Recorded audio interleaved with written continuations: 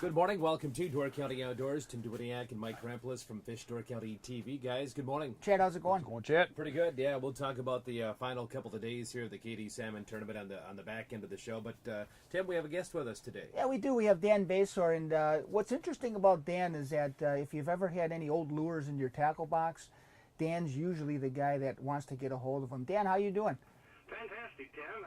Dan, you're kind of iconic in a way because, theoretically you have the world's largest or one of the world's largest antique lure collections, correct? That's right. I don't like to brag or anything like that, but we've been doing this since I was age 15. I just turned 70 last Saturday, so we've been at it for a long, long time with a big passion. We share that also in many exhibits and museums and sports shows and things of that nature. And as my grandmother taught me years ago, the more you share, the more you get to share. Well, the interesting thing is as you said, anybody that's been in any Bass Pros, Cabela's, seen any of that antique stuff, that's all stuff that has come from you, correct? Especially in the Bass Pro shops. We've decorated those throughout the country. Things like in Macon, Georgia, the world record bass display that's from the bass caught in 1932 on a creek chub lure, and when the creek chub factory was closing down, we were able to go in there and scavenge things like the displays that they used at their lure conventions and sports shows, and that's appropriately now in Georgia where that world record bass was caught. I mean, over the course of, you've been doing this for such a long time, we could probably talk for hours on some of the most interesting things, but I know you and I have got a chance to fish together quite a few times, and we've told a lot of stories as we're fishing, but you got some really interesting stories. Any really ones off the top of your head as far as some of the old stuff that you've come across here lately? Well, lately I'm just excited as can be. Sometimes it's not the value, but years ago there's a man by the name of Ed Zumsky. He's the one that helped Hedden develop the muskie crazy crawler, and he and his son Robert were very well known. They were in advertisements for Musculars by Worth and others, and when Ed was still alive, we let him know that his works would always be remembered, even though he only made about 500 lures because his wife said he needed to spend more time taking her to movies and dancing and dining, and he was making too much dust in the house. But he made one of the most beautiful lures called the whiptail sucker. And just last week, even though I got the prototypes and a lot of things from him, the very first lures he made, he painted very crudely, and then he hired a painter that did a beautiful job. Well, I found an early prototype and one of the very first lures that he had painted and had never been in the water, so that'll be a great addition to my display, which will be at the Milwaukee Sports Show. How do you, when you find something like that, how do you get it? How do you come across that stuff? That's kind of a hard find. How do you get that stuff? Tim, I'm just out there, and again, I'm all over the place. I was at the ICAST show. I'm as interested in new fish and tackle, I think, as old sometimes. I was at a large show of old fishing tackle then. I was at the Bass Pro Shop, Bassmasters Classic. I'll be at the FLW Open down in Georgia. I'm just out there all the time. And, I wear those shirts that have old lures and things on them. That's kind of my uniform, and I'm always asking and always looking. And one leads to another, and we're just continually finding things like that, and it's just very, very exciting for me. So Dan, this is Mike here. How did you get started? You said you were doing it since you were 15 years old. How did you get into something like that? And we know how things grow over the years, but how did you initially get started into collecting stuff? Well, I think there are people that collect, and then there's a lot of people that have no interest in collecting, and I was always a collector of coins. That's back when you could go into the bank and get a bag of coins and sort through them, and not only could you find good dates, but when we became aware that silver was being phased out of coins, we would grab all the silver coins. And then everybody kind of wised up to that. About that time, my grandfather passed away, and interestingly, no one in my family fished. And in his effects, we found an old tackle box full of lures, still new in their boxes. I think he thought someday when he retired, he would go fishing. Well, he died at 55 and never got a chance to do that. And I just thought, well, I'm going to transfer instead of collecting coins. These lures were so neat and colorful that it just struck a chord, and I just developed a passion for collecting from my grandfather's tackle box. When you're talking about your collection, do you look for things that have monetary value or that have good stories behind them, or just that are neat or unique-looking baits? All of the above. I found an interesting one. I write the fish and history column in Midwest Outdoors, and I've done that for about 30 years. And I've got an author now talking about putting those articles together. But just a neat lure that someone sent me that I met at the Milwaukee Sports Show called the Old Indian lure, and it was just colorful. The description of that lure, you'll have to read the article. It just goes on and on and on. And it came out of the Lynchburg General Store and hardware store in Lynchburg, Tennessee. Well, the fun was then doing the research on that, and it kind of rang a bell. When you're driving down south, you see these signs, the Jack Daniels tour. Well, that hardware store is right in that same town, and they sell a lot of memorabilia from Jack Daniels. And I called down there and was transferred around until I got an old timer, and he knew exactly who had made that lure. It was the minister down there, and it's a very, very colorful story. Now, it doesn't have much monetary value, but great historic value, and even friends in Tennessee that collect didn't know the story, didn't know the lure. Automobiles have to be so old to be considered antique. Is that the same in fishing lures? Do they have to have an age behind them? It's really subjective. Yes, for the most part, but not necessarily. When I was up there fishing with Tim a few years ago, he had a lot of the prototypes from Alan Cole that developed the swim bait, and that's just been a great display. Not a great monetary value, but I think the historic value. There are a lot of his handwritten notes, and that's something that in the future may be valuable. It's not real valuable right now, but it's important that we keep that. That's part of the story. How big swim baits have gotten. This was the beginning of that. Well, the interesting thing is, Dan, is like you said, every piece that you put into your display or use, you actually do a thorough background check, because I know when you acquired those baits from me, you sent me that release, and that's all part of doing that, correct? Oh, yes, it is for me. There are those that they're just after the money, and you're looking for something that they can make a buck out of. I'm a long-term guy that, money is important. You want to see your way out on the other side, in case something would happen. But it's much more important for me to gather the history. And we have in our home basement, shelves and shelves of catalogs starting with Abercrombie and Fitch and ending with Zumsky. And most people don't know when you start talking about these old companies. Abercrombie and Fitch, they used to sell hunting and fishing equipment, and the young people, their eyes roll back in their head. They can't believe things like that. L.L. Bean and all these great sporting goods companies from years and years ago were full-service companies. You could even buy at Abercrombie and Fitch an outfit to go hunting for lions or elephants, complete with a outfit made out of mail, that kind of a mesh steel suit, in case you wanted to go spear hunting for a lion. Yeah, it's crazy. Dan, I know you and I had been talking about at some point you want to kind of put all these notes and stuff into some kind of book, because obviously the information that's out there, you're probably one of only a few that even know all this. That's right, and like you say, I've been writing these fish and history columns for 30 years, so it takes 30 times 12.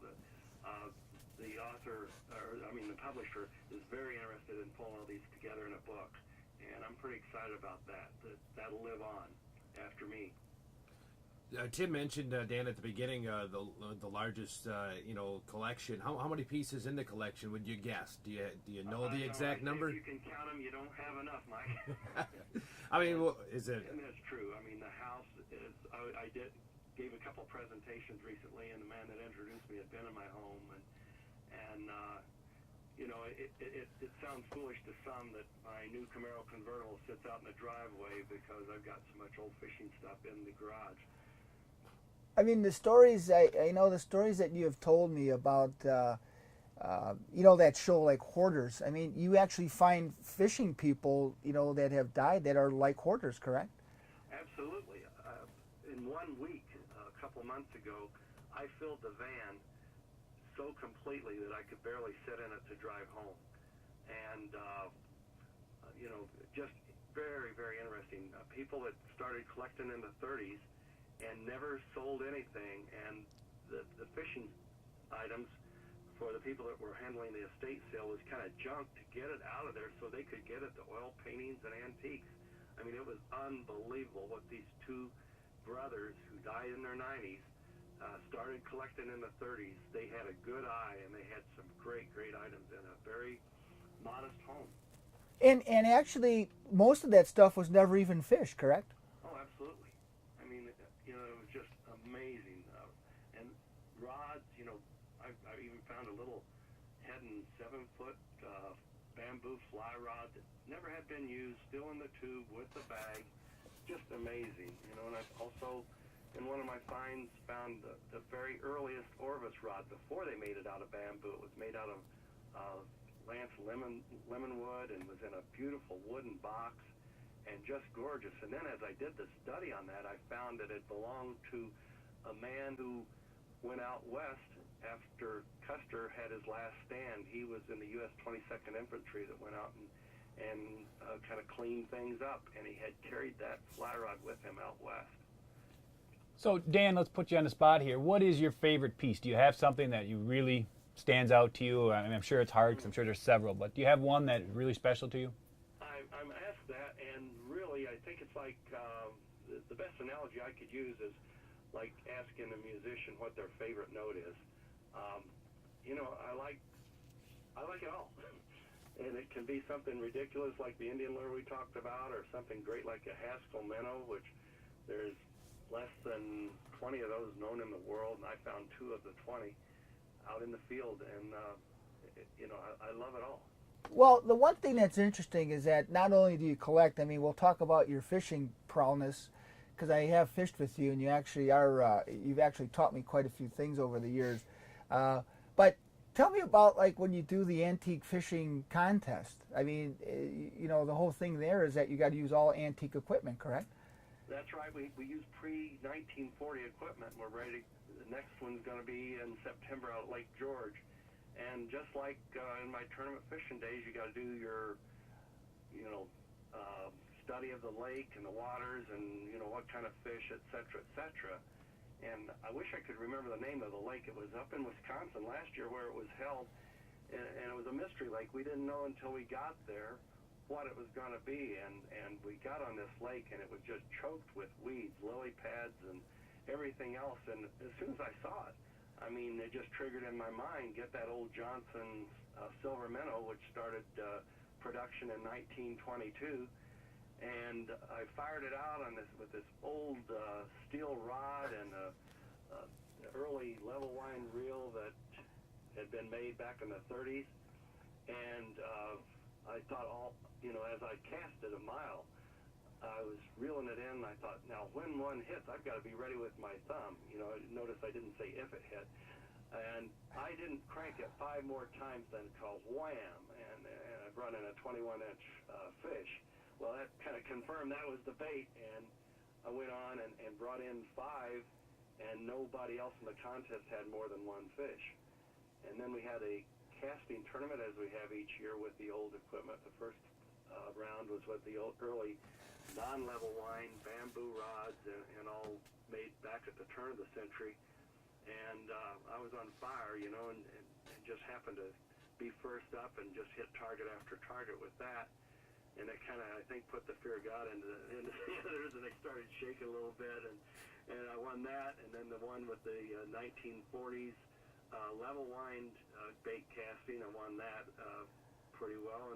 And then with the spinning tackle, the very earliest spinning tackle, won that. So I had a clean sweep last year, and I'm the only one that's won that 4 times. And I'm looking forward to defending it again. I keep saying, here I am, 70 years old this year. Someone's going to come along and bump me off, and I welcome everybody to come and try.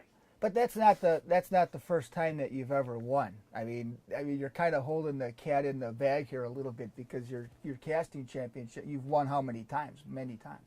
Well, that particular one I've won 4 times, but I won the one that they had at the Milwaukee Sports Show a few years ago. They don't have that anymore, and at the Chicago show. And but I've been taught by great people, and I associate myself with great people like you, Tim. I mean, you've taught me a lot, and I wish I could fish up there every day.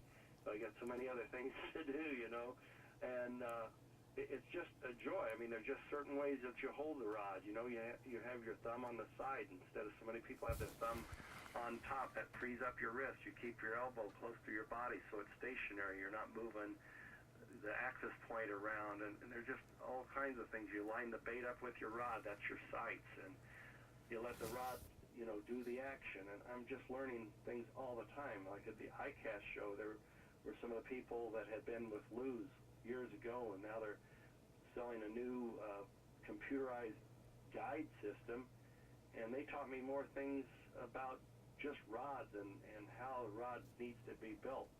There's just a learning that never ends when you're involved with fishing. Hey Dan, are you going to be in Wisconsin at all? Can people see your displays or the show at all? Absolutely, we'll be at the Milwaukee Sports Show again for sure. We've already signed on, and I really enjoy that show. So that'll be your best bet that we know of right now. Hey Dan, I know like when we're out fishing nowadays, and like you know you happen to break off a particular lure that you like, you kind of get upset about it. But what does it feel like to break off a lure that's 30 or 40 years old? I'll tell you what, it better be one that I've got a duplicate of, or I won't use it for any reason, that's for sure. I mean, and I know in talking to you in the past, I know you said that's happened to you, but and as you said, you try to use lures that you have many of, but that's still got to be a pretty sinking feeling, huh? Oh yeah, I was practicing on my lake not long ago, and I missed my cast a little bit, and it went up on shore, and happened to break off, and I looked for a half hour. I wasn't going to quit until I found it, and I finally did.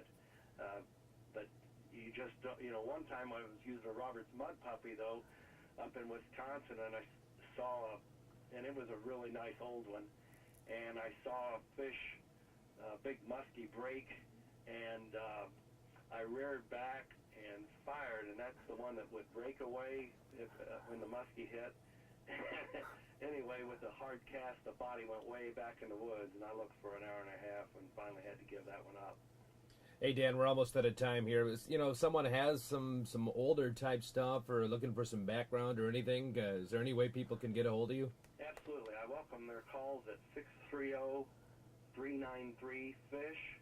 That's 630-393-3474, or I've got a toll-free 800 number, 1-800-FISH-LAKE. That's 1-800-347-4525. Or email me at OLLURES, that's OLLURES, no D in it, at AOL.com. Well, Dan, it's always a pleasure to talk to you, and always a pleasure to fish with you. I look forward to you again, and hopefully if anybody's got some of that old stuff and they want to get some, even just to talk to you about it. It's not so much that you're looking to acquire it. I mean, you just like talking about the stuff. That's right, and the various companies, whether it's Pradco or South Bend, a lot of the bait shops, they refer people to me. I'm always happy to field those calls and share the information that I have.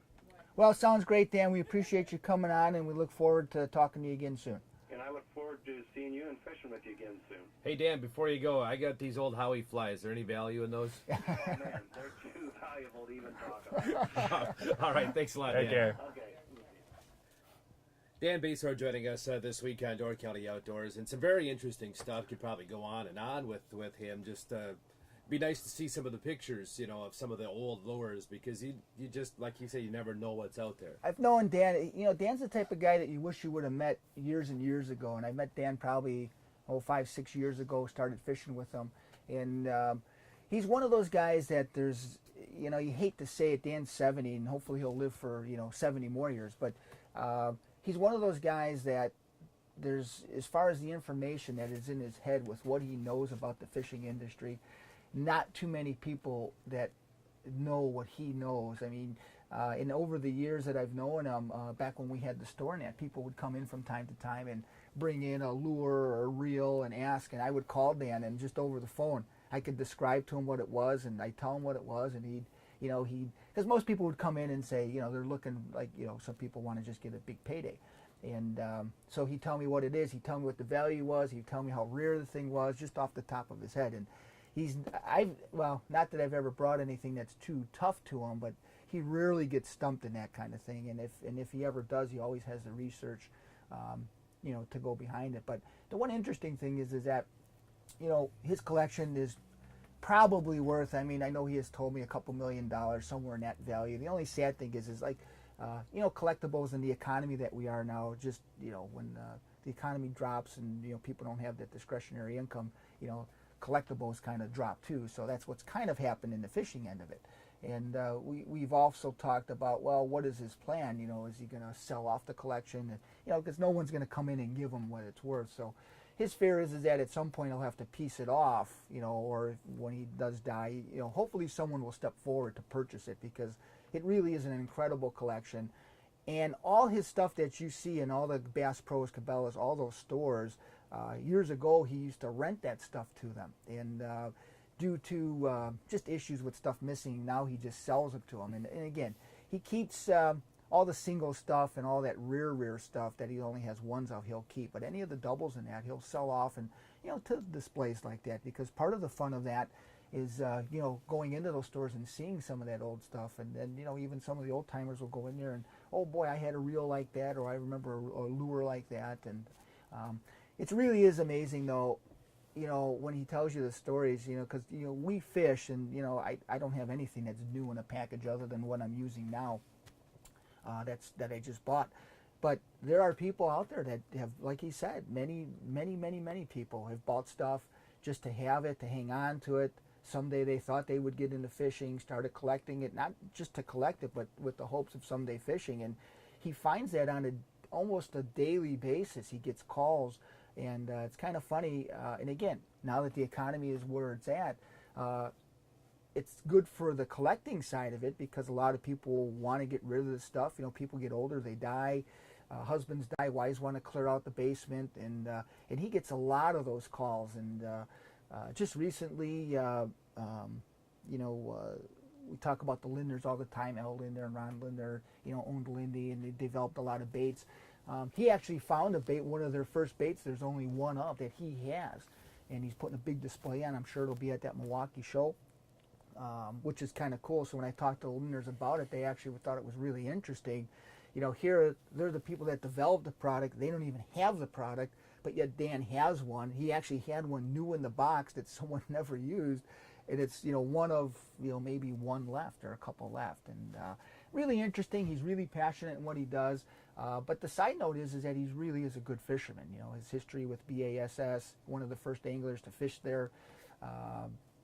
He done well. He won BASS tournaments, and even that he's 70, when I fish with him, what's interesting about it is that his passion for fishing, he's always trying to improve. He's always trying to look at some new stuff and just figure things out. And over the last, 6 years or so, he's actually taught me quite a few things about bass fishing, and it's fun to fish with guys like that. And and again, if anybody's looking to get a hold of him, he gave out his numbers and that, and he is willing to talk. I mean, you got a question on an old lure, he'll pick up the phone and tell you everything you want to know about it. So pretty interesting guy. All right, last couple of minutes here.